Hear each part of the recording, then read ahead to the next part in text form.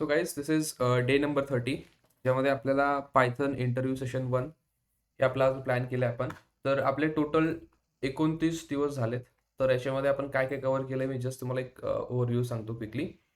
तर आपण स्टार्ट केलं होतं एकदम बेसिक्स ऑफ पायथन. पायथन काय आहे, त्यानंतर हिस्ट्री ऑफ पायथन, त्यानंतर आपण डेटा अंडरस्टँड केला की पायथनमध्ये कुठल्या टाईपचा डेटा आपण यूज करतो, डेटाचे कोणते कोणते टाईप्स आहेत, न्यूमरिकल आहे, त्यानंतर कॅरेक्टर आहे, स्ट्रिंग्स आहेत, हे आपण शिकलो. त्यानंतर आपण गेलो ऑपरेटर्सकडे, जे ऑपरेटर्स आपल्याला हेल्प करतात डिफरंट डिफरंट कॅल्क्युलेशन्स करण्यासाठी पायथनमध्ये किंवा चेक्स लावण्यासाठी. नंतर आपण डेटा टाईप्स बघितले पायथनमध्ये काय काय आहेत, त्यामध्ये युजर डिफाईन्ड कोणते आहेत आणि जे काही प्रिमिटिव्ह पायथनने आपल्याला दिले आहेत ते कोणते. त्यानंतर आपण पायथनमध्ये इनपुट आणि आउटपुट कसं घ्यायचं हे दोन ऑपरेशन शिकलोय. त्यासाठी इनपुट नावाचं आपल्याकडे फंक्शन आहे आणि आउटपुटमध्ये प्रिंट नावाचं एक फंक्शन आहे. हे दोन आपण स्टडी केलं. देन आपण स्ट्रिंग्सकडे गेलो. स्ट्रिंग मॅनिप्युलेशन केलं आपण. पार्ट नंबर 1 केला, पार्ट नंबर 2 अजून यायचा बाकी. ओके, थोडेसे डिफिकल्ट ऑपरेशन्स आपण मागे ठेवलेले आहेत. तो हे झाल्यानंतर आपण स्टार्ट करूया. कलेक्शन्स बघितलं आपण पायथनमध्ये की पायथनमध्ये कलेक्शन्स कोणते कोणते आहेत आणि ॲरेचं बघितलं आपण. ॲरेमध्ये आपण का इंडेक्स 0 पासून स्टार्ट करतो, तर ही गोष्ट बघितली आपण. देन आपण पुढे गेलो. कंडिशनल स्टेटमेंट्स काय असतात, तर ज्यावेळेस तुम्हाला तुमच्या प्रोग्रामचा फ्लो चेंज करायचा आहे किंवा बेस्ड ऑन सर्टन कंडिशन्स तुम्हाला तुमच्या प्रोग्रामचा फ्लो डिसाईड करायचा आहे, either you have to go left और राईट. तर असं अशी कंडिशन जर तुम्हाला कुठे आली तर त्यावेळेस तुम्हाला हे स्टेटमेंट्स यूज करावे लागतील. त्यामध्ये आपण नेस्टेड इफेल्स, इफेल्स लॅडर आणि नॉर्मल इफेल्स आपण स्टडी केला. देन प्रॉब्लेम सॉल्विंग केली आपण थोडीशी इफेल्सवरती आणि मग आपण गेलो फंक्शन्सच्या पार्टकडे. फंक्शन्स हा खूप महत्त्वाचा पार्ट आपल्यासाठी होता, ज्यामध्ये आपल्याला रिकर्शन शिकायला भेटलं, फंक्शन शिकायला भेटलं, पॅरामीटर्स काय असतात, आर्ग्युमेंट्स काय असतात. खूप बेसिक पार्ट आहे कुठल्या लँग्वेजचा, पायथनमध्ये तर खूप महत्त्वाचा आहे. नंतर आपण गेलो लूप्सकडे. लूपमध्ये आपण फॉर लूप, त्यानंतर फॉर लूपवरचे प्रॉब्लेम्स. लूप्समध्ये पहिले आपण तर व्हाईल लूप शिकलो इथे. ओके, डे नंबर 19ला. मग फॉर लूप, त्याचे प्रॉब्लेम्स. नंतर आपण गेलो पुढे कलेक्शन्सकडे. कलेक्शनमध्ये आपण लिस्ट कव्हर केलं, लिस्टमधले मेथड्स कव्हर केल्या. देन आपण टबल कव्हर केलं, सेट कव्हर केला, डिक्शनरी कव्हर केली. आणि आता डे नंबर 30ला आपल्याला हे सेशन इंटरव्ह्यू सेशन नंबर 1 आहे. तर या मागच्या झालेल्या टॉपिक्सवरती कुठले इम्पॉर्टंट इंटरव्ह्यू क्वेश्चन्स असतात हे आपल्याला डिस्कस करायचे. तर आजच्या सेशनसाठी हे 7 क्वेश्चन्स ॲज अ बेसिक आपण स्टार्ट करत आहोत. तर त्यामध्ये हा पहिला क्वेश्चन आहे, पायथन इंटरप्रिटेड आहे की कंपाईल आहे. त्यानंतर एफ स्ट्रिंग काय असतात पायथनमध्ये. देन डिफरन्स बिटवीन फॉर आणि व्हाईल लूप काय, सिम्पल. त्यानंतर what is break, continue, pass काय. यामध्ये काही कॉन्सेप्ट असे असतील की ज्या आपण घेतलेल्या नाहीये, कारण त्या एकदम छोट्या आणि त्या एका इंटरव्ह्यू क्वेश्चनमध्ये होऊन जातील. त्यानंतर डिफरन्स बिटवीन हा इक्वल टू आणि इज याच्यामधला काय डिफरन्स आहे हा आपल्याला बघायचा आहे. How to slice a list or string. String किंवा लिस्टला आपल्याला स्लाइस कसं करायचं हे सिम्पली आपल्याला बघायचं आहे. आणि कलेक्शन्स काय असतात पायथनमध्ये, सिम्पल जस्ट इंट्रोडक्शन मी तुम्हाला सांगेल. जर तुम्हाला कोणी विचारलं तर कसं एक्सप्लेन करायचं. ओके, सो जर तुम्ही रेडी असाल तर चॅटमध्ये मला प्रत्येकाने क्विकली रेडी रेडी रेडी असं टाईप करायचं. So this is our interview session. खूप महत्त्वाचं असणार आहे, ज्यामध्ये मी तुम्हाला क्वेश्चन एक्सप्लेन करेल, त्यानंतर कसं आन्सर द्यायचं हे एक्सप्लेन करेल. आपण बघूया कॉन्सेप्ट वाईज. आणि नंतर इंटरव्ह्यूअरला तुम्हाला एक्सप्लेन करताना कसं एक्सप्लेन करायचं इंग्लिशमध्ये ते पण मी तुम्हाला सांगणार आहे प्रत्येक प्रश्नाचं. ओके, सो रेडी असाल तर क्विकली चॅटमध्ये रेडी रेडी टाईप करायचं. एव्हरीवन स्टार्ट कमेंटिंग नाव. ओके, चलो. येस येस येस, मी तुम्हाला सगळं देईल, डोंट वरी ऋषी. चला, सो आपण स्टार्ट करतोय with our very first question, that is Python interpreted or compile. जर तुमचे काही मतं असतील तर मला चॅटमध्ये सांगा प्रत्येकाने. चला, पायथन इंटरप्रिटेड आहे की कंपाइल्ड लँग्वेज आहे. चला, दिस इज आवर फर्स्ट क्वेश्चन. हा आपल्याला घ्यायचा आहे आणि खूपदा इंटरव्ह्यूमध्ये विचारलं जातं की तुमचे पायथनची अंडरस्टँडिंग किती आहे हे बघण्यासाठी हे विचारलं जातं आपल्याला. चला, एव्हरीवन इन द चॅट सांगा. कुणी म्हणतंय इंटरप्रिटेड आहे, कुणी म्हणतंय असे कंपाइल्ड, कुणीच म्हणत नाहीये. चला चला, काय पायथन इंटरप्रिटेड आहे की कंपाइल्ड लँग्वेज आहे. चलो चलो चलो चलो, एव्हरीवन एव्हरीवन. इंटरप्रिटेड म्हणतायत सगळे, 2 जण म्हणतात. बाकीच्यांचं काय म्हणणं आहे, पायथन इंटरप्रिटेड आहे की कंपाइल्ड लँग्वेज आहे. तर आपल्याला एक फ्लो बघायचा आहे की काय होतं नेमकं. तर मी आज सांगतो तुम्हाला की एक पायथनची फाईल आपल्याकडे आहे. पायथनची सगळेजण इंटरप्रिटेड म्हणतात. आपण ट्राय करूया. चला, इथे आपल्याकडे ना एक पायथनची फाईल आहे. फॉर एक्झाम्पल दिस इज पायथनच्या फाईलला एक्सटेन्शन काय असतं मित्रांनो, डॉट पाय. दिस इज काय, दिस इज पायथन फाईल. ही आपली पायथनची फाईल असते. बरं, तुम्ही याच्यामध्ये कोड लिहिला. फॉर एक्झाम्पल ही तुमची फाईल आहे मित्रांनो आणि याच्यामध्ये तुम्हाला तुमचा पायथनचा कोड आहे. मला सांगा ही फाईल आपण कुठे स्टोअर करतो.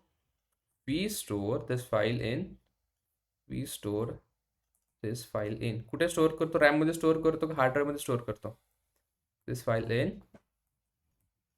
Hard drive. करेक्ट. ओके, तर आपण हार्ड ड्राईव्हवरती ही फाईल स्टोअर करतो. आता ज्यावेळेस तुम्हाला पायथनचा कुठलाही कोड रन करायचा असतो, ओके, पायथनचा कोड जर तुम्हाला रन करायचा आहे, सो हे कंपल्सरी आहे की ती जी काही पायथनची फाईल आहे त्यामध्ये असणारा डेटा, त्यामध्ये असणारा जो काही कोड आहे, हा तुमच्या सीपीयू पर्यंत किंवा तुमच्या प्रोसेसर पर्यंत न्यायला पाहिजे. पण आता तुमचा जो काही सीपीयू आहे किंवा प्रोसेसर आहे, तो जे काही कॅल्क्युलेशन्स करतो, तर हे जर त्याने हार्ड ड्राईव्हवरती केले, ओके, तर हार्ड ड्राईव्हवरती किती सारा डेटा असतो, किती सारा लोड असतो, प्लस हार्ड ड्राईव्ह तुमची स्लो असते. ओके, मग त्याच्यामुळे काय होतं, आपल्याकडे एक दुसरा कंपोनंट आहे, तो आहे रॅम. This is RAM. मग काय केलं जातं, जर तुम्हाला कुठलीही फाईल प्रोसेस करायची किंवा ती रन करायची, तर सगळ्यात आधी ही फाईल आणली जाते रॅममध्ये. म्हणजे त्या फाईलमध्ये असलेला जो काही डेटा आहे हा सगळा आणला जातो रॅममध्ये. फॉर एक्झाम्पल ही तुमची .py फाईल आहे, यामध्ये सगळा पण डेटा लागतोय तुम्हाला. व्हेरिएबल्स आहे तुमचे, फंक्शन कॉल आहे, त्यानंतर बॅक ट्रेसिंग आहे, तो फंक्शन कॉल झाल्यानंतर कंप्लीट झाल्यानंतर तुम्हाला वापस कुठे जायचं, या सगळ्या गोष्टी रॅममध्ये स्टोअर केल्या जातात. प्रोग्राम काउंटर वगैरे असं सगळं इथे स्टोअर केलं जातं. मग आता या रॅमकडून ह्या डेटा उचलला जातो सीपीयूने किंवा तुमचं जे काही प्रोसेसर आहे, एएलयू असेल किंवा वॉट एव्हर काय असेल ते. आणि हा टोटल जो काही कंपोनंट आहे, हा रिस्पॉन्सिबल आहे तुमचं कॅल्क्युलेशन करण्यासाठी किंवा तुमच्या पायथनचा कम्प्लीट कोड रन करण्यासाठी. मग आता इथं प्रश्न आपल्याला असा आला पाहिजे डोक्यामध्ये, की ज्या वेळेस पायथन फाईल तुमची इकडे आपण रॅममध्ये ठेवतोय किंवा पायथन फाईल मधला डेटा तुम्ही रॅममध्ये ठेवतोय, मग तो तुमच्या सीपीयूला डायरेक्टली समजणार आहे का? नाही समजणार आहे. का? कारण जो पण काही सीपीयू इकडे आपण यूज करतो किंवा जो पण काही तुमचं एएलयू युनिट आहे, हे सगळे काय आहेत? हे इलेक्ट्रॉनिक चिप्स आहेत. आणि या इलेक्ट्रॉनिक चिप्सला फक्त काय समजतं? हाय व्होल्टेज आणि लो व्होल्टेज. यालाच आपण मॅथमॅटिकली कसं रिप्रेझेंट करतो? 1 आणि 0. म्हणजे आता प्रॉब्लेम काय झाला, की आपण जी काही आपली पायथन फाईल आहे इथे बघा, ही झाली पायथन फाईल .py. या पायथन फाईलमध्ये आपण पायथन या लँग्वेजने कोड लिहिलेला आहे, विच इज इंग्लिश जवळजवळ. इंग्लिश आणि लॅटिन लेटर्सने इथे दिले. तर ही डायरेक्टली तुमच्या सीपीयूला दिलं किंवा तुमच्या एएलयूला दिलं तर त्याला समजणार आहे काही? त्याला काही समजणार नाही. मग मध्ये आपल्याकडे काहीतरी असा कंपोनंट पाहिजे की जो काय करेल, ही तुमची जी काही ह्युमन लँग्वेज आहे किंवा मग पायथनचा जो काही कोड आहे, याला कन्वर्ट करेल 1 आणि 0 मध्ये सिम्पली. सो इथे बघा असं काहीतरी आपल्याला पाहिजे की हा कन्वर्ट करतोय, कन्वर्ट ह्युमन लँग्वेज, मग यालाच आपण पायथन म्हणूया फॉर एक्झाम्पल. ओके, जे आपण इंग्लिश यूज करतो त्याला पायथन म्हणतो, इंटू 1 आणि 0. ओके, मग इथं मध्ये एक आपण समजूया की हे फिल्टर वापरतोय. एक फिल्टर वापरलं मी. ओके, ते फिल्टर काय करणार आहे, सिम्पली पायथन लँग्वेज जो पण काय कोड आहे तो कन्वर्ट करणार 1010 मध्ये. का? तर त्याला हा कोड अंडरस्टँड करून द्यायचा सीपीयूला, एएलयूला कॅल्क्युलेशन्स करण्यासाठी. मग आता इकडे मेन पॉईंट आहे की हा जो फिल्टर आहे हा नक्की काय असतो. तर या फिल्टरमध्ये पायथनमध्ये मेनली तरी 2 कंपोनंट असतात. बघा, हा झाला तुमचा फिल्टर, याला कम्प्लीट आपण बोलूया फिल्टर. या फिल्टरमध्ये 2 प्रकार आहेत. पहिले येतो कंपायलर, ओके, नंतर येतो इंटरप्रिटर. ओके, पहिले येतो कंपायलर, नंतर येतो इंटरप्रिटर. आता काय होतं की ज्या वेळेस आपण आपली पायथनची फाईल सगळ्यात पहिले प्रोसेस करतो, तर ती प्रोसेस, जे काय प्रोसेस करण्याचं काम आहे ते कोण करणार आहे? कंपायलर करणार आहे. So this is 1. हे कोण करतं? First your .py file, okay, gets compiled into byte code. एका बाईट कोडमध्ये तुमची पायथनची फाईल आधी कन्वर्ट केली जाते. आता बाईट कोड म्हणजे डायरेक्टली रन झाला का तुमचा प्रोग्राम? नाही झालेला. अजून पण आपला प्रोग्राम कम्प्लिटली रन झालेला नाहीये. मग ही जी काही बाईट कोडची काय फाईल आहे, तिचं जे काही एक्सटेन्शन आहे ना, ते असं असतं डॉट. फॉर एक्झाम्पल हे .py कोणासाठी आहे? ही तुमची नॉर्मल पायथन फाईल. आणि जो काही बाईट कोड आहे दॅट इज .pyc असतो. सो .pyc हा झाला तुमचा बाईट कोड. बाईट कोड म्हणजे काही नाही रे, सिंपल एक इंटरमिडिएट लेवलचा कोड असतो. आपला पहिला कोड आहे पायथनचा कोड. शेवटचा कोड कोणता असणार आहे आपला? आपला शेवटचा कोड असणार आहे इथे वरती 1010. याच्या मधला जो कोड आहे बाईट कोड, त्याला म्हणायचं सॉरी, त्याचं एक्सटेन्शन असतं .pyc. मग आता हा जो काही .pyc आपण बाईट कोड क्रिएट केलेला आहे, हा बाईट कोड कोण रन करणार आता? मग आपल्याकडे कोण उरले आता? इंटरप्रेटर उरलाय. मग स्टेप 2 काय केली जाते? तेच .pyc फाईल ही दिली जाते इंटरप्रिटरला. ओके, आणि हा इंटरप्रिटर कुठे असतो? तर पायथनमध्ये कंपोनंट आहे पायथन, इकडे बघा, Python virtual machine, that is PVM is Python virtual machine. याच्यामध्ये हा कंपोनंट असतो. आणि हा इंटरप्रिटर काय करतो मग आता, फॉर एक्झाम्पल ही तुमची .pyc फाईल आहे. ओके, या फाईलमध्ये 1 2 3 4 5 6 ओके 6 लाईन्स आहेत. ओके, हा काय करणार माहिती का इंटरप्रिटर, हा एकदम सिंपल काम करतो. हा इथं येतो, लाईन बाय लाईन एक्झिक्युशन, प्रत्येक लाईनचं एक्झिक्युशन हा करणार वन बाय वन असं येणार, इथे जाणार, इथे जाणार, इथे जाणार, इथे जाणार. Okay, so line by line जे काही एक्झिक्युशन आहे ते केलं जातं इंटरप्रिटर थ्रू. ओके, सो हा एक तुमचा कंपोनंट आहे इंटरप्रिटर. मग आता मला सांगा, मग आता तिसरी जी काय स्टेप्स आहे, थर्ड स्टेप, जी काय .py.c फाईल आहे ही दिली जाणार तुमच्या इंटरप्रिटरला, जो असतो पायथन व्हर्च्युअल मशीन मध्ये. आणि मग तुमचा कोड असतो एक्झिक्यूट होणार तुमचा कोड. ओके, म्हणजे रन होणार. फॉर एक्झाम्पल तुम्हाला भेटणार इकडे आउटपुट. मग मला सांगा, एकदम सिंपल मी तुम्हाला विचारतो आता, की पायथनचा कोड रन करण्यामध्ये कोणत्या दोन गोष्टींचा महत्वाचा वाटा आहे? कोण आहे त्यामध्ये? फक्त एकटा इंटरप्रिटर करतो का हे सगळं? येस, फक्त इंटरप्रिटर करतो का, की कंपायलर पण मदत करतो आपल्याला? चला मग, that's why Python is what? Both compiled and interpreted. त्यामुळे पायथन ही कंपाइल्ड लँग्वेज पण आहे आणि इंटरप्रिटेड लँग्वेज पण आहे. ओके, समजले प्रत्येकाला? चलो चॅटमध्ये सांगायचं, क्विकली टाइमपास करायचा नाही अजिबात. आपल्याला जायचं नेक्स्ट क्वेश्चनकडे. हा क्वेश्चन कसा एक्सप्लेन करायचा मी तुम्हाला सांगतोय. पहिले मला सांगा की हा टॉपिक तुम्हाला क्लिअर झालाय का? एव्हरीवन म्हणजे एव्हरीवन. चलो चलो चलो, ओके, परफेक्ट. चला, आता जर तुम्हाला विचारलं, तुम्हाला इंग्लिशमध्ये एक्सप्लेन करायचं एकदम सिंपल, तोडकं मोडकं, काय तुम्हाला विचारलं इंटरव्ह्यूअरने की is Python interpreted or compiled, त्याला सांगायचं की when we create any Python file, okay, and we run the file, that there are two components that are involved. First is compiler, second is interpreter. Compiler does what? Okay, so compiler converts your .py file into a bytecode. Bytecode, it is intermediate code and has an extension of .pyc. Okay, so here compiler is also involved. Later part, .pyc file gets converted into executable code or it runs the code, but the main component that handles all this situation is interpreter. So interpreter runs your .pyc or bytecode line by line. Okay, so this is all about interpreter. So in this complete process we can see compiler is also involved and interpreter is also involved.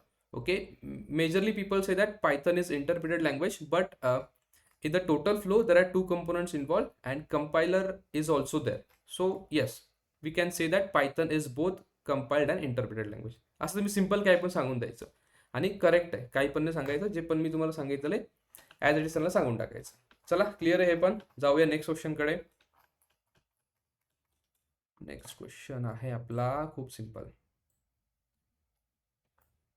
So Python is both interpreted and compiled language. This is first interview question. Second interview question आहे, असा आहे की ते विचारतील तुम्हाला यार की F string काय असतात. मला सांगा, नॉर्मल स्ट्रिंग काय आहे तुमच्यामध्ये, किंवा तुम्ही एफ स्ट्रिंग हा यूज केलाय कुठेतरी? आपण, मी तुम्हाला शिकवलं एफ स्ट्रिंग बद्दल. चला चला चला, एफ स्ट्रिंग बघा, ही जी काही कॉन्सेप्ट आहे ना, ही जवळजवळ पायथनच्या कधी introduced in Python 3.7 I think, 7 or 6, me sure नाही, बट अशाच काहीतरी वेळेस त्यांनी करण्यात आली. सो ही जी काय एफ स्ट्रिंग आहे, ओके, याच्यामध्ये एफचा अर्थ काय? Formatted string. बर, ही कसं वापरायची आपल्याला? आता सिंपल, जर तुम्ही असं केलं मित्रांनो, हे बघा, पायथनमध्ये जर आपण प्रिंट केलं, मी ओके प्रिंट केलं माझं नाव, माय नेम इज समर्थ, ओके, असं मी प्रिंट केलं सिंपल. मग आता मला असं पाहिजे की यार दरवेळेसच काय होतंय ना, की मला माझं नाव इकडे टाकावं लागतंय. आता फॉर एक्झाम्पल आपण याच्यामध्ये आपल्या लाईव्ह लेक्चरला आपण एक्झाम्पल घेतलं होतं ATMचं. ओके, एटीएमला. तर फॉर एक्झाम्पल 2 व्यक्ती आपल्याकडे आहेत. पहिलं कोण आहे? तुषार आहे. ओके, तुषार आहे. सेकंड आपल्याकडे कोण आहे? अजय आहे. ओके, हे दोन्ही एटीएम मध्ये गेले. आता एटीएम मध्ये गेल्याबरोबर तुषारने काय केलं? त्याचं कार्ड इन्सर्ट केलं आणि पिन टाकली. तर त्याला काय समजतं? इकडे त्याला एक टेक्स्ट दिसतो, वेलकम तुषार. ओके, वेर एज अजयने जर सेम गोष्ट केली तर त्याला काय दिसतं इथं? वेलकम अजय. ओके, मग आता असं केलं जातं का की हा जो काय वेलकम टेक्स्ट आहे, हा जो काय वेलकम टेक्स्ट आहे, हा परत परत तिकडे लिहिला जातो? नाही, हा एकदाच लिहिलेला आहे. फक्त चेंज काय होतं? चेंज होतं तुमचं नाव. म्हणजे तुमचं नाव आहे हे चेंज होऊ शकतं. म्हणजे तो आहे व्हेरिएबल. काय तुमचं नाव काय झालं या ठिकाणी? व्हेरिएबल आहे. म्हणजे तो चेंज होऊ शकतो. असा डेटा जो चेंज होतो. मग जर तुम्हाला असा डेटा तुमच्या पायथनच्या स्ट्रिंगमध्ये यूज करायचा आहे तुम्हाला, किंवा प्रिंट करताना यूज करायचा आहे, मग तुम्ही या एफ स्ट्रिंगचा यूज करू शकता. कसं करायचं? सिम्पल, सेम गोष्ट करायची. आपल्याला एटीएमचा जो काही टेक्स्ट आहे तो मला लिहायचा इथे. आता मी काय करणार? युजर आहे फॉर एक्झाम्पल, इकडे युजरमध्ये मी नाव टाकतो. आता फॉर एक्झाम्पल मी तुषारचं नाव टाकलं. ओके, आणि मला काय पाहिजे आता? ज्या वेळेस मी हे प्रिंट करेल, ओके, प्रिंट काय असणार इकडे? वेलकम. आता याच्यानंतर ही जी काही जागा आहे ना, या जागेमध्ये मला हा जो काही युजर व्हेरिएबल आहे हा मला इथं पाहिजे. मला याच्यात जे काय नाव असणार आहे ते मला इथं पाहिजे. मग हे जर तुम्हाला लिहायचं असेल तर सिम्पली पायथनमध्ये तुम्ही एफ स्ट्रिंगचा यूज करू शकता. कशी लिहायची ती बघा, इकडे प्रिंट केलं मी, फक्त आधी एफ करायचं. असं एफ लिहिलं आणि याच्यामध्ये तुम्हाला स्ट्रिंग लिहायची. जर तुम्ही एफ इकडे दिला नाही तर ती नॉर्मल स्ट्रिंग कन्सिडर केली जाते. एफ म्हणजे काय? फॉर्मॅटेड. म्हणजे या स्ट्रिंगमध्ये आपण काहीतरी वेगळं फॉर्मॅटिंग करतोय असं आपण पायथनला सांगतो.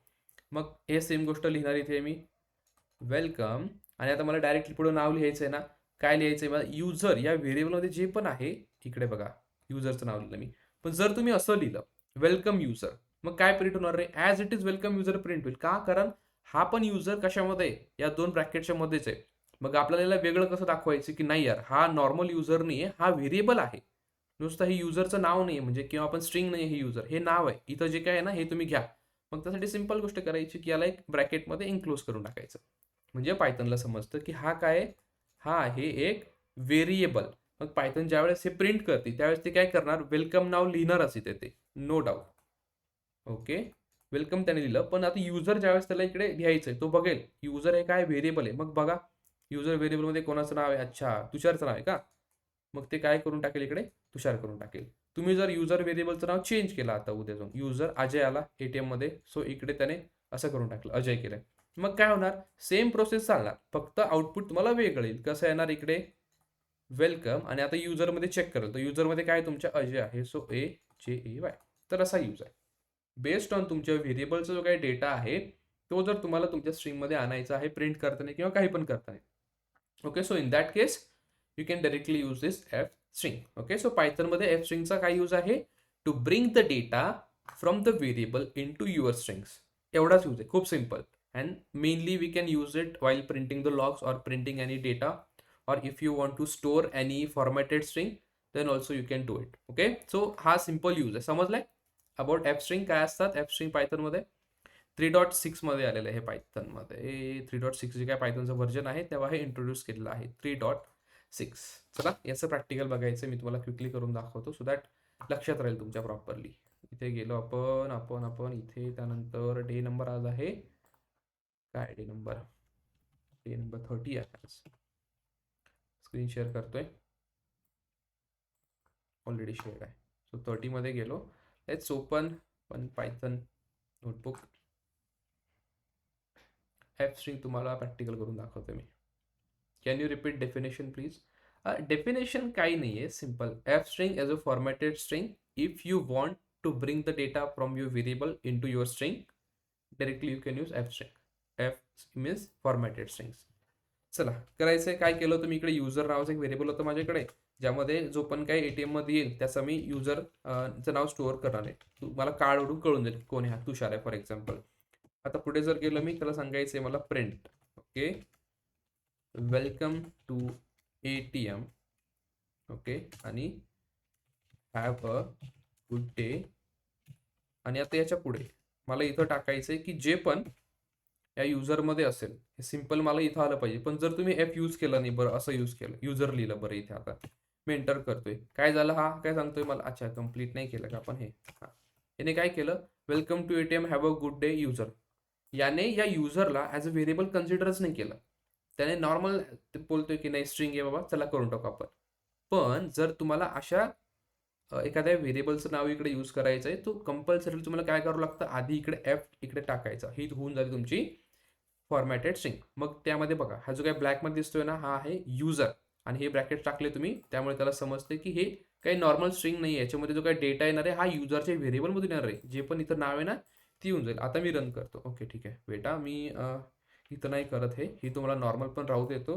कंट्रोल-C, कंट्रोल-V आणि इथे मी F टाकून देतो, so that you get a difference की काय डिफरन्स आहे दोघांमध्ये. आता रन केला तर तुषार आलं बघा. ओके, उद्या जाऊन मी याचं नाव चेंज केलं, तुषारच्या ऐवजी इकडे अजय टाकलं. इथं नाही करत मी, चला आणखी सेम इथं इथे युजरचं नाव चेंज करतो. उद्या जाऊन अजय जर गेला ATM मध्ये, सो यू कॅन सी त्याचं नाव इकडे प्रिंट झालेलं दिसेल. काय प्रॉब्लेम आहे इथे, हां अच्छा. ओके, सो हे सिम्पल आहे. याचे डेफिनेशन जर लिहायचे for example, so F strings okay are formatted strings, formatted strings, okay, used when you have to use data from variables into a string. That's it. हेच त्याचं मेन काम आहे. आणि सेम मी ते पण टाकून देतो, so that you will get it. Yes, just increase the size F string बद्दल. इथे इथे इथे दॅट्स इट. आणि 26 करूया. ओके, सो हे this is all about action. समजलंय प्रत्येकाला? We have to go forward. चला, क्लिअर असेल तर क्लिअर सांगायचं आहे मला. आपण हे बघूया आधी. चला, क्लिअर क्लिअर क्लिअर. प्रत्येकाने सांगायचं क्लिअर आहे की नाही आहे, टाइमपास करायचा नाही आहे अजिबात. अच्छा, हे काय झालं याला आता.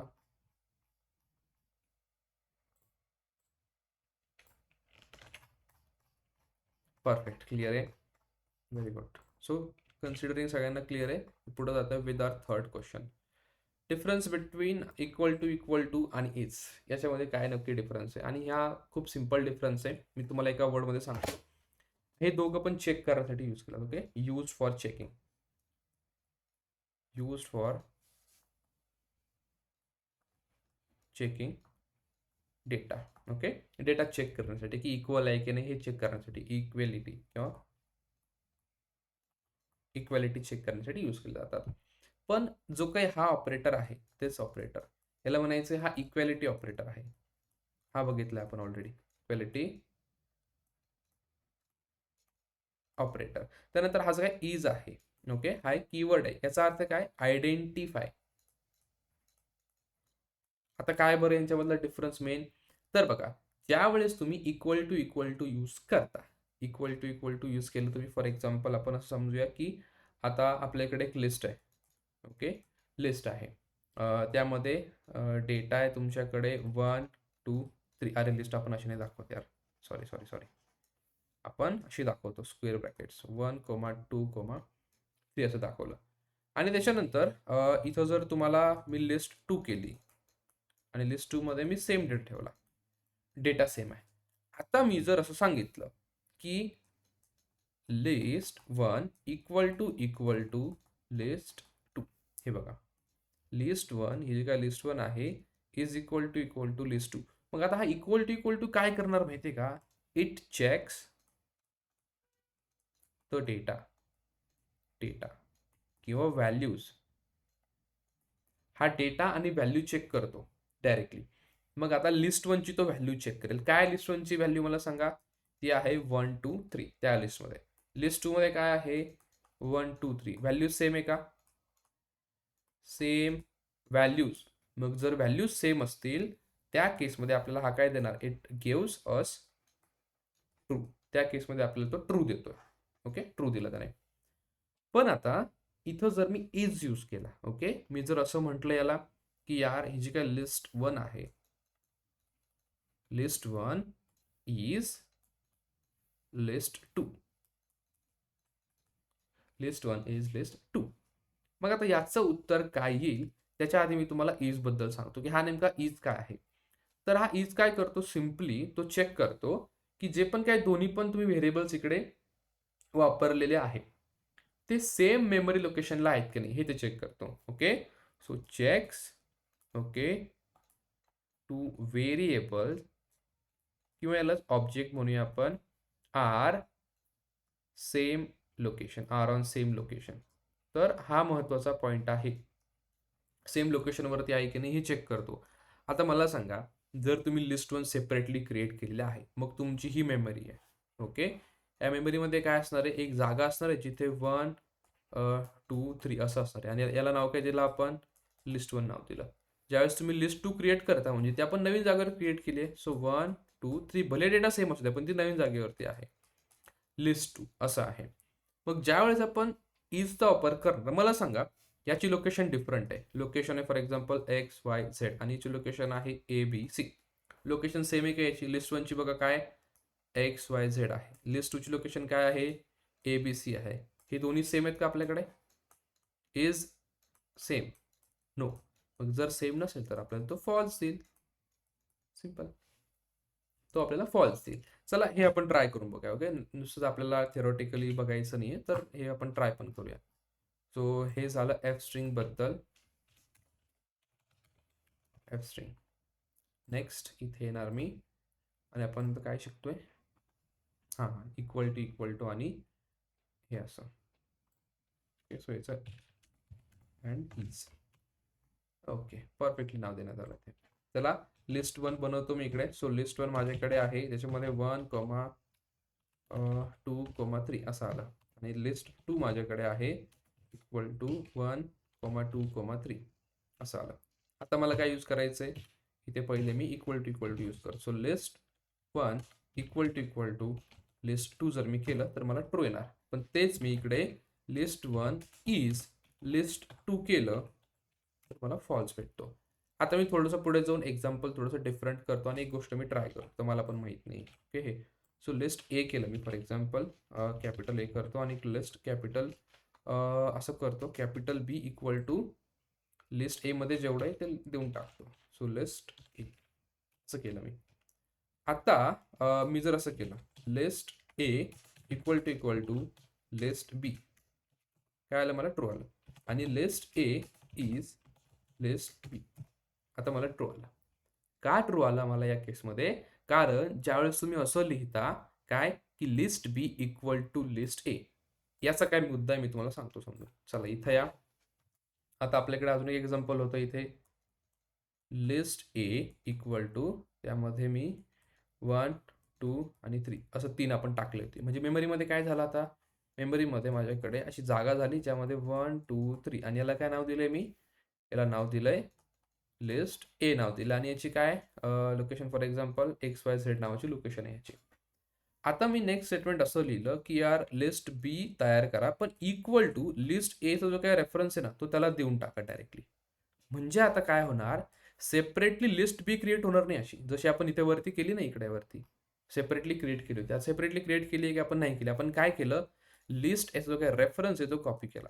कॉपी रेफरन्स, रेफरन्स कॉपी करणं म्हणजे काय, ऍड्रेस कॉपी करणं. ऍड्रेस कॉपी केलं म्हणजे काय झालं, ही जी काय लिस्ट बी आहे, लिस्ट बी ती सुद्धा सेम लोकेशनला पॉइंट करेल. सो बोथ, बघा इकडे, both list A and list B points to same location, दोन्ही सेम लोकेशनला पॉइंट करतात. मग आता जर तुम्ही असं लिहिलं लिस्ट ए आणि मग मी इकडे इज यूज केला लिस्ट बी, हे जर तुम्ही यूज केलं सिम्पली, तर बघा ऍड्रेस बघा काय याचा ऍड्रेस आहे x Y Z simply. So इकडे लिहिणार जस्ट मी एक्स वाय झेड आणि याचा ऍड्रेस काय सेम आहे एक्स वाय झेड. आपल्याला काय येणार आउटपुट, ट्रू येतं, बिकॉज लोकेशन दोघांची सेम आहे. समजलं प्रत्येकाला. आणि जर आता इंटरव्ह्युअरने विचारलं तुम्हाला की what is the difference between equal to and is, तर त्याला सांगायचं की both the equal to and is operators are use to check the equality between left hand side and right hand side, mainly the values or the data, but the main difference is when you use equality operator, so it checks the content of the objects. or the variables. That means it checks the data or the values.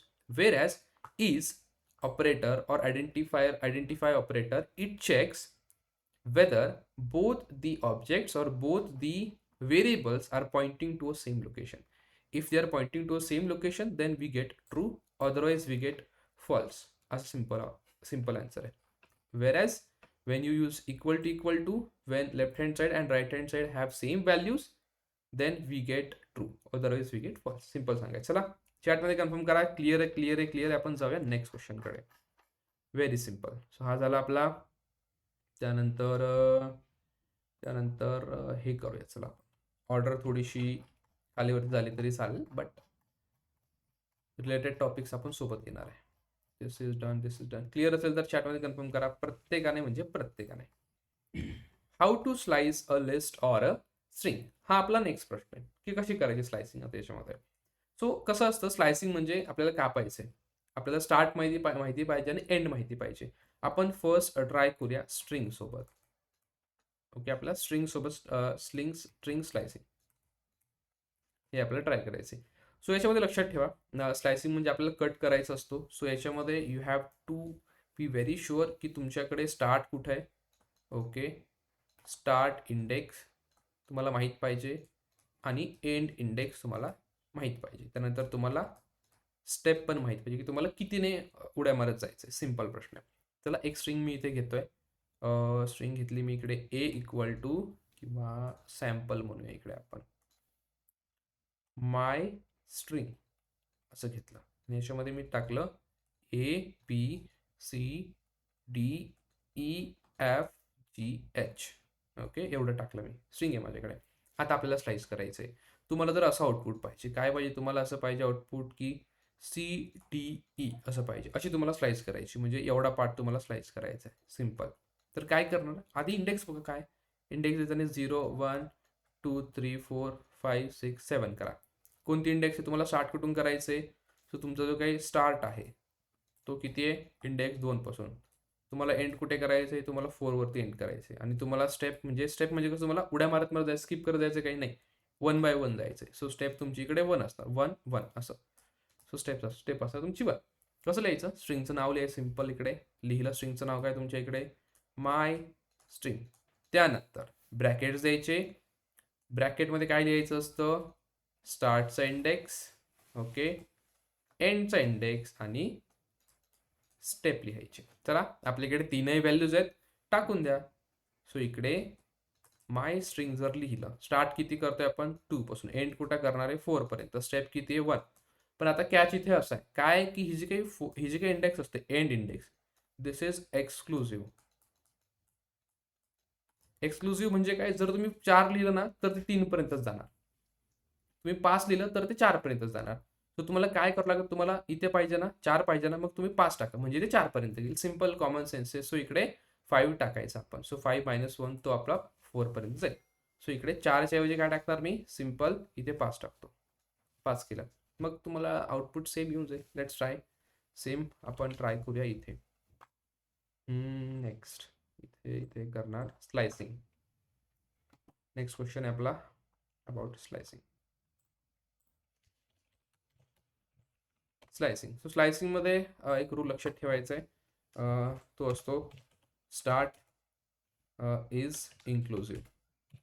ज्याला consider करतो आपण,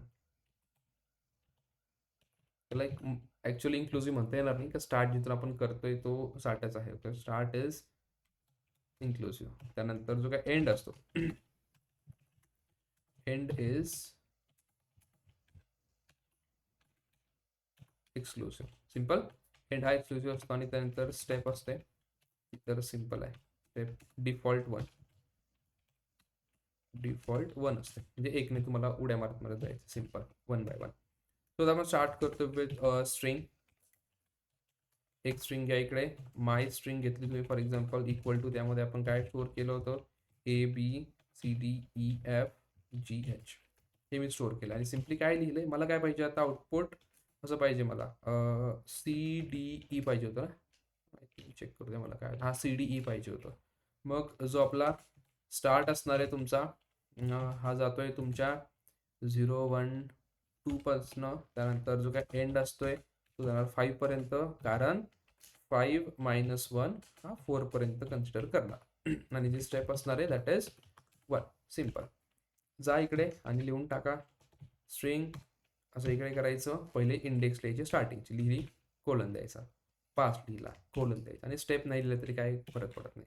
असं केलं you will get CDE. Simple आहे. आणि same same applies with list, आणि same जी गोष्ट आहे सेम फॉर लिस्ट,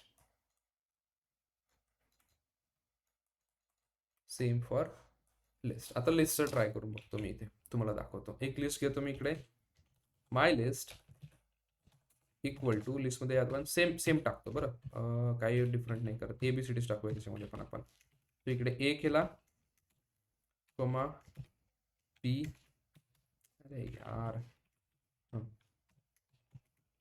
C, त्यानंतर D, E आणि F इथपर्यंतच किंवा F, GS पण आहे का, ठीक आहे बाबा, G केला आणि इथे H आहे. सिम्पल. ही लिस्ट मी क्रिएट केली आणि मग हे तर एक्झॅक्टली ॲज इट इज राहणार आहे. Ctrl+C आणि इथे Ctrl+V करतो, एंड केलं, रन केलं मी. चला, माय लिस्ट आणि एक्झॅक्टली सिमिलर 2 ते 5 पर्यंत जायचं आपलं. You'll gate CDE. That's it. समजले काय असतं स्लायसिंग आणि कशी करायची? जर तुम्हाला फुल एक्सप्लेनेशन हवं असेल तर आपला व्हिडिओ आहे, डे नंबर समथिंग 12-13 असेल काहीतरी, स्ट्रिंगमध्ये मी तुम्हाला सांगितलं आणि लिस्टमध्ये पण सांगितले, तर तो चेक करायचा परफेक्टली. चला, let's go to next question. I hope हे क्लिअर असेल तर मला चॅटमध्ये सांगा.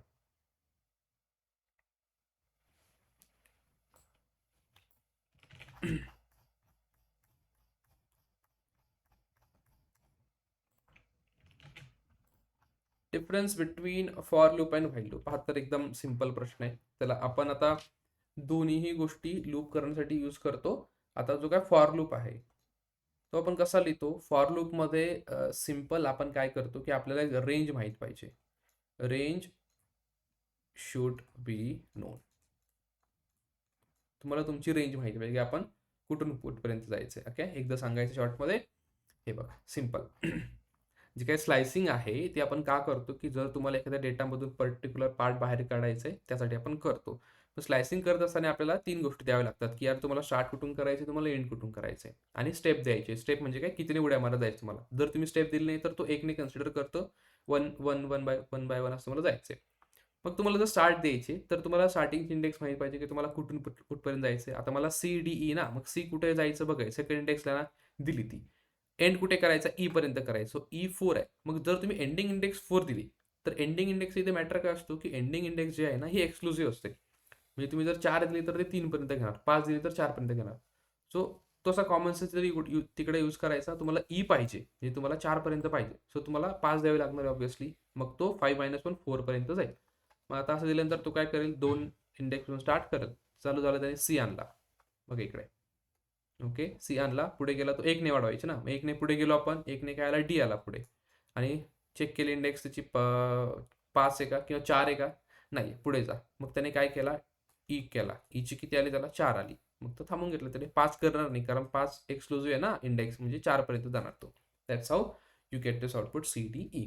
ओके, आणि स्टेप वाढायला तुम्ही तर स्किप होऊन जाईल, D स्किप होईल, डायरेक्ट CE, त्यानंतर अजून एक स्किप होईल, पुढे जाईल. सो ही प्रॅक्टिस आहे टोटल. चला, क्लिअर झालं असेल आय होप. मला तुम्हाला सांगायचं होतं की for loop first value is non, value depends on the condition. हा तसं आहे, पण कसं आहे सिंपल की एकदम नॉर्मल आहे की जर तुम्हाला इकडे फॉर लूप यूज करायचं ना तर तुम्हाला रेंज माहीत पाहिजे कारण तुम्हाला कुठून कुठपर्यंत इटरेट करायचं आहे. फॉर एक्झाम्पल तुम्ही इकडे दिली रेंज 1 to 5 दिली तर तुम्हाला काय भेटणार, 0 1 2 3 4, सॉरी 0 पासनं नाही, 1 पासनं 4 पर्यंत तुम्हाला भेटते. इथं पण तोच 3 आहे. 5 आहे ना, हा एक्सक्लुझिव्ह असणार, एक्सक्लुझिव्ह असणार आहे, 5 पण एक्सक्लुझिव्ह असणार आहे. ओके, जर तुम्ही असं केलं रेंज 1 to 10 तर तुमची चालू होणार 1 पासून 2 dot dot dot up to 9 पर्यंत जाणार. सो 10 कन्सिडर करत नाही. ओके, सो इथे पण रेंज हे जे काही फंक्शन आहे ना हे आपल्याला टपल क्रिएट करून देतो. Okay, it creates a tuple for us. Tuple काय टपल क्रिएट करून देतो मित्रांनो, कारण जर तुम्ही फॉर लूप मध्ये तुम्हाला म्हणायचंय मला की मला 1 2 3 4 ओके याच्यावरती मला इटरेट करायचंय, आणि तुम्ही जर इटरेट करताय, तुम्ही आले इथं आले आणि मध्येच कोणीतरी ही व्हॅल्यू चेंज करून टाकली, 3च्या ऐवजी तुम्ही 6 केले, तुमचं सगळं कॅल्क्युलेशन बिघडून जाईल ना. त्याच्यामुळे तुम्हाला इकडे असं काहीतरी इकडे कलेक्शन पाहिजे की that is immutable. So collection this should be okay immutable. Okay, collection हे तुमचं इम्म्युटेबल पाहिजे. मग इम्म्युटेबल कलेक्शन कोणतं आहे आपल्याकडे आहे टपल. त्याच्यामुळे हा जो रेंज आहे हा तुम्हाला टपल क्रिएट करून देतो सिम्पली रेंजचा. मग तुम्ही फॉर लूप सिंटॅक्स कसा आहे फॉर लूपचा, असं सिंटॅक्स नॉर्मल इकडे for I in range okay 1 to 10 जर तुम्ही केलं आणि मग इकडे तुम्हाला कोड लिहायचं. इकडे तुमचा जो काही कोड असेल तुम्हाला रिपीट करायचा तो लिहायचा इथे. मग हा काय करतो, हा जो काय आय आहे तुमचा हा 1 to 10 ची रेंजमध्ये पुढे पुढे जाणार. म्हणजे 1 2 3 4 5 6 7 8 9 पर्यंत जाणार. आणि हा जो आय आहे हा रिप्रेझेंट करणार प्रत्येक गोष्ट. हा इथं आला आय, त्याचं काम झालं. पुढच्या वेळेस तो इथे जाणार, पुढच्या वेळेस तो इथे जाणार, इथे जाणार, इथे जाणार आणि शेवटपर्यंत तो थांबून घेणार. असं काम यायचं. वेर ॲज ज्यावेळेस तुम्ही इकडे व्हाईल लूप यूज करता, सो इकडे व्हाईल लूप यूज करता, so it depends on condition.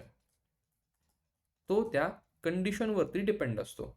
For example, जर तुम्ही असं इकडे टाकलं while a should be greater than 10, मग आता हा जो a आहे ही तुमची जबाबदारी आहे की a ला काहीतरी व्हॅल्यू देणं, म्हणजेच काय करणं इकडे इनिशियलाइज करणं. मग आता या कंडिशनवरती दिस इज कंडिशन ओके, ही झाली तुमची कंडिशन. त्याच्यानंतर ही तुमची झाली बॉडी, जो पण काही तुम्हाला कोड रिपीट करायचे ती गोष्ट झाली. आता याच्यानंतर तुमच्याकडे ॲडिशनल रिस्पॉन्सिबिलिटी अशी असते की यार तुम्हाला या एला अपडेट करायचं. बिकॉज तुम्ही जर या एला अपडेट नाही केलं तर मला सांगा ही कंडिशन कधी फॉल्स होणार आहे का, तुम्ही लूपमधून बाहेर येणार कधीच नाही येणार कधीच. सो ही तुमची ॲडिशनल रिस्पॉन्सिबिलिटी असते की तुम्हाला अपडेट करायचं आहे. अपडेट ए, याला एला अपडेट करायचं आहे. ओके, सो असं टाईप सिंटॅक्स तुमच्याकडे असतो.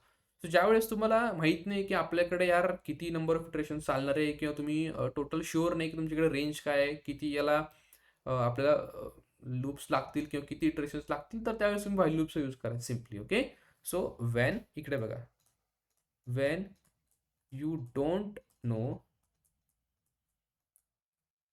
नंबर ऑफ इटरेशन्स ओके, आपण इकडे व्हाईल लूपला चूज करणार सिंपल वे मध्ये. Wien you know okay about range, आपण जाणार फॉर लूप. तुम्हाला माहिती आहे की तुम्हाला रेंज कुठून कुठपर्यंत जायचंय, कसं कसं इटरेट करायचंय, तर तुम्ही यूज करायचं सिंपल. आता तुम्हाला विचारलं इंटरव्ह्यूवरने सिंपलमध्ये की यार what is the difference between for loop and while loop and when should we use for loop and when should we use while loop. त्याला सांगायचं सिंपल की यार both for loop and while loop are use for looping purpose. Okay, so when we put any code inside a for loop or while loop, so it gets executed number of times that is controllable. Okay, for loop आणि while loop जे काही iteration आहे हे controllable आहे, but the format for this for acquiring this control is different for loop and while loop. Okay, so for loop we need to know in advance what type of range that we are using. Okay, so amount of range की आपण काय सांगूया त्याला की starting and ending of that range, it is already known to us. So that's why when you create any range, it gives us a tuple, so that is immutable. So we exactly know from where we are starting and from where we are ending. But in while loop, we have to have these three parts. First is initialization, second is condition in the while loop. So based upon that condition, while loop gets executed or it continues. But it's our responsibility as a developer, if you don't want your while loop to get into uh, many iterations or infinite iterations, then it's your responsibility to update the parameters or the data that is required for your condition to get false. मग तसं तुम्हाला करावं लागतं. So in short, when you don't know the number of iterations or something, or everything depends on your condition, then you can go with while loop. Otherwise, you know in advance that this is the amount of range that I'm going to use, then you can go for loop. Simple example सांगायचं. Clear आहे? चला, is this clear to all? Simple एकदम. आणि मग जातोय हा next question त्याच्याच related थोडासा. Break, continue and pass. चलो चलो चलो, next question is very simple, same टॉपिकच्या रिलेटेड आहे. व्हॉट इज ब्रेक, कंटिन्यू आणि पास. आता ब्रेक म्हणजे काय करतो आपण? ब्रेक म्हणजे थांबवणे. सिंपल इकडे ब्रेक म्हणजे काय करणे, इकडे थांबवणे. कंटिन्यू म्हणजे काय? सुरू ठेवणे. ओके. आणि पास म्हणजे काय? आपण इकडे बोलूया स्किप करणे. सिंपल. मग आता या सगळ्या गोष्टी कोणाच्या रिलेटेड आहे? आपण एखादं थांबवतो कधी एखादी गोष्ट किंवा सुरू केव्हा ठेवतो किंवा स्किप केव्हा करतो, ज्यावेळेस आपल्याकडे इटरेशन असतील किंवा एखादी गोष्ट आपली कंटिन्युअसली होते, त्याच वेळेस आपण यूज करतो ना. सो हे जे काही तीनही स्टेटमेंट्स आहेत, याला स्टेटमेंट्स म्हणायचं आणि हे कीवर्ड्स पण आहेत बरं. सो इकडे ब्रेक,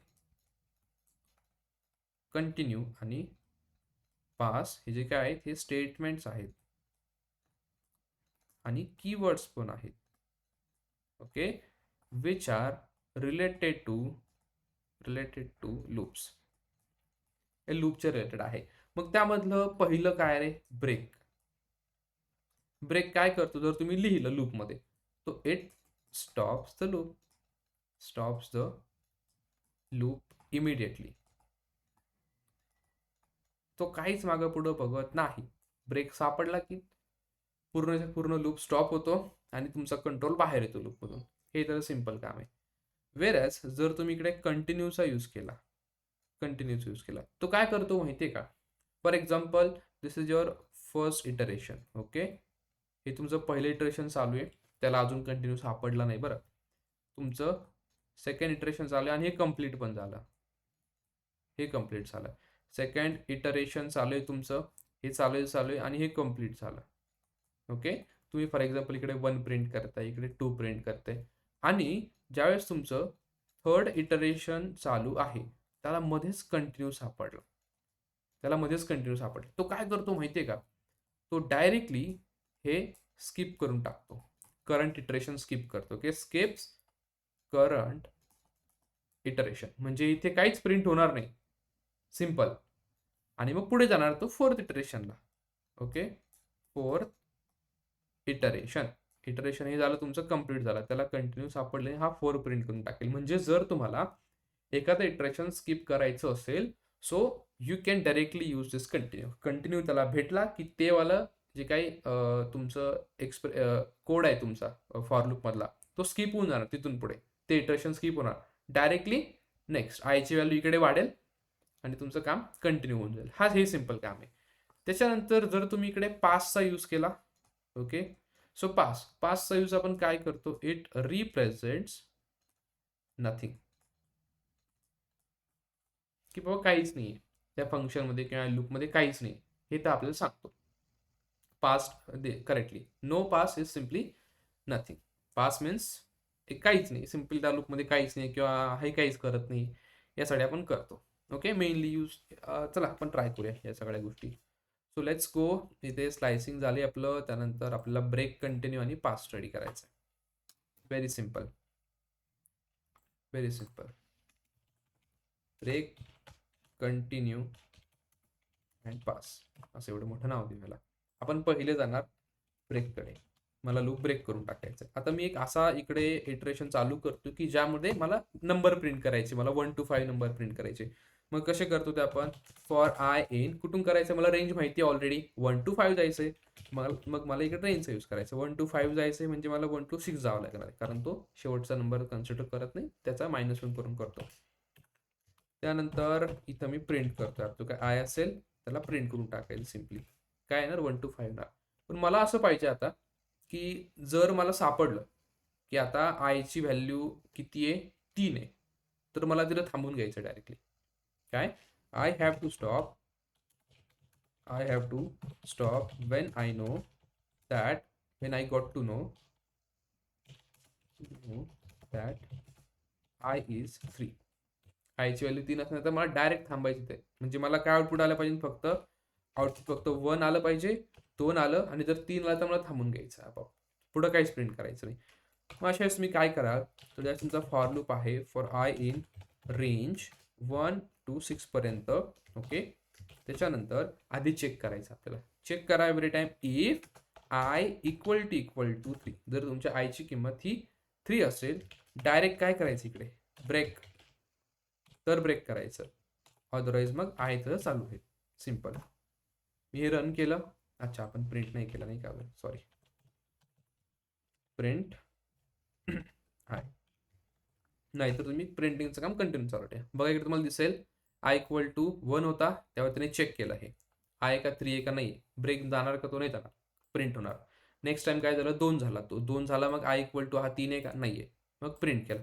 नेक्स्ट टाइम 3 झाला, तो मग 3=3 का आहे नंतर ब्रेक करून टाका, लूप थांबला तुमचा, पुढे काहीच होणार नाही. हे झालं तुमचं सिम्पल ब्रेक झाला. आता तुम्हाला जर सेम कंटिन्यू करायचं आहे, कंटिन्यू मध्ये मला काय सांगायचंय की I have to skip iteration, किंवा त्याला आपण प्रिंट म्हणूया, जे काय प्रिंट स्टेटमेंट आपण यूज करतो ना, प्रिंट वेन I=3. जर आयची किंमत 3 असली तर तो प्रिंट नका करू. म्हणजे आउटपुट कसं पाहिजे आपल्याला, आता आउटपुट आपल्याला असं पाहिजे 1, त्यानंतर 2, 3 स्किप करायचं, 4, 5 असं पाहिजे, एवढंच पाहिजे मला. सिम्पल. कसं करणार आता हे, for I in range, okay, I in range 1,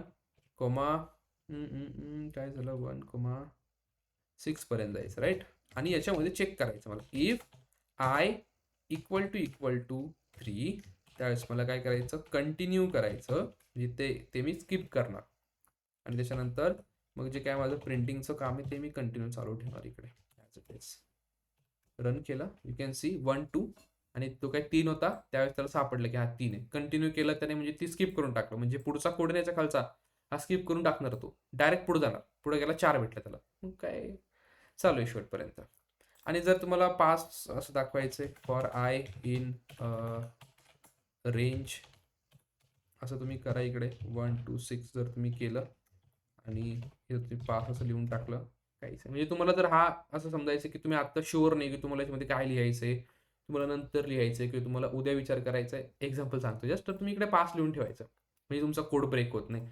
तसंच आय थिंक फंक्शनमध्ये पण आहे. जर तुम्ही एखादं फंक्शन डिफाईन केलं, डिफाईन सॅम्पल, आणि याच्यामध्ये तुम्हाला माहित नाही काय लिहायचं, तुम्ही इकडे 5 लिहून काम चालू शकता. तो दोन्हीकडे असा यूज होतो. सो इंग्लिशमध्ये जर तुम्हाला एक्सप्लेन करायचं झालं तर सांगायचं, both all the break statement continue and past statements are related with loops concept. When you use the break, so if the condition matches and our code finds the break statement, it immediately stops your loop. Whereas when you use continue, then continue skips the current iteration and continues with next iteration. Whereas pass is used to represent nothing, so that's why we use in both the functions and loops as well. So simple, आज सांगून देस त्याला, समजलंय. दिस is clear to all. आणि मग जाऊया आपण आपल्या next क्वेश्चनकडे, जो असणार आपला शेवटचा. What are collections in Python. सांगा चला, कलेक्शनचं नाव सांगा पायथनमध्ये. What are collections in Python. चॅटमध्ये सांगायचं मला प्रत्येकाने, कलेक्शन्स कोणते कोणते आहे पायथनमध्ये. जस्ट आपण नेम नाव घेणार आहे, कोणते कोणते कलेक्शन्स आहे पायथनमध्ये. चला, कलेक्शन्स इन पायथन. पहिला आहे तुमचा लिस्ट, त्यानंतर आहे टपल, त्याच्यानंतर आहे डिक्शनरी, त्याच्यानंतर आहे सेट. ओके, हे 4 टाईपचे कलेक्शन्स आहेत. तर आता कशासाठी, used to store multiple data. पण हा डेटा कसा असला पाहिजे, हेटेरोजिनियस, म्हणजे डिफरंट टाइप्स ऑफ डेटा हा स्टोअर करतो. ओके, त्यानंतर अजून काय, याला काय काय ॲबिलिटीज आहेत, तर याच्यावरती आपल्याला ऑपरेशन परफॉर्म करण्यासाठी पायथनने मेथड दिलेल्या आहेत. Okay, so has many methods, okay, to perform operations.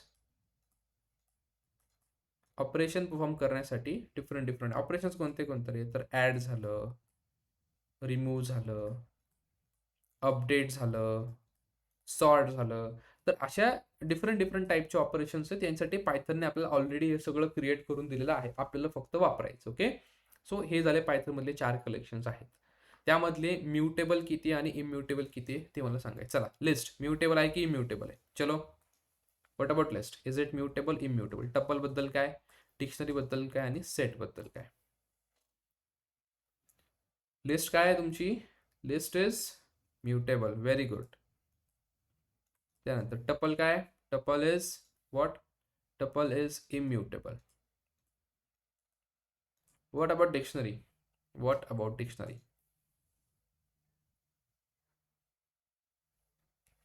What about dictionary? आणि व्हॉट अबाउट सेट? हा, डिक्शनरीमध्ये की युनिक पाहिजे, correct. What about set? What about set? Set mutable आहे का?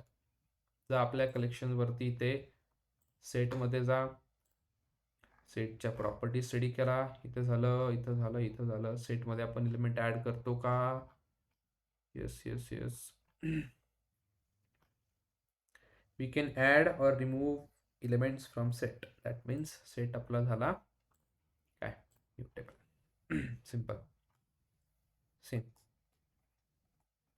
म्युटेबल. Okay, perfect. सो जर तुम्हाला विचारलं की what are collections in Python, तुला सांगायचं आहे to store multiple types of data together we use collections in Python. So basically there are 4 types of collections और युजर डिफाईन्ड कलेक्शन्स.